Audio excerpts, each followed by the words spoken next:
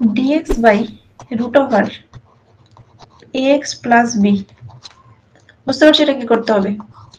Root আছে মানে পাওয়ার হাফটা উপরে গেলে পাওয়ার মাইনাস হাফ হবে, তাহলে আগে ওটা একটু লিখে নিচ্ছি যে ax plus b whole to the power minus half. এবার যেটা ফাংশন আছে ওটাকে ধরে নাও, ধরি ax plus b equals to z, তাহলে এখান থেকে হয়ে যাবে অতএব a dx equals to dz হয়ে গেল।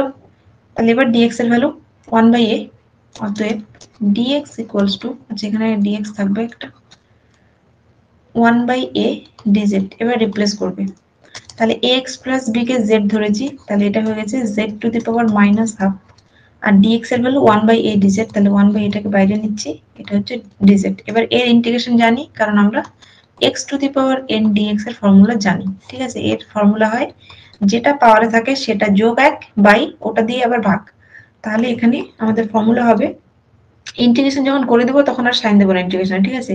তাহলে এর অ্যান্সার হয়ে যাবে ডিরেক্টলি যেটা পাওয়ারে আছে সেটার সাথে 1 যোগ বাই এই পাওয়ার যেটা থাকলো ওটা দিয়ে আবার ভাগ, minus half plus 1 plus C.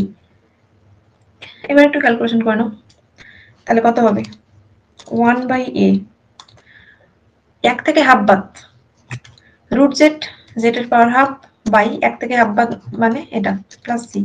এবার নিচের দুইটা উপরে উঠে যাবে, ঠিক আছে? মানে এটা হয়ে যাবে 2/a, আর জেড হাফটাকে আমরা রুট জেড লিখতে পারি প্লাস সি। এবার তুমি জেডটাকে রিপ্লেস করবে 2/a ax plus b plus c, where c is integration constant।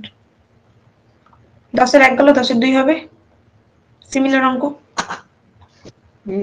11।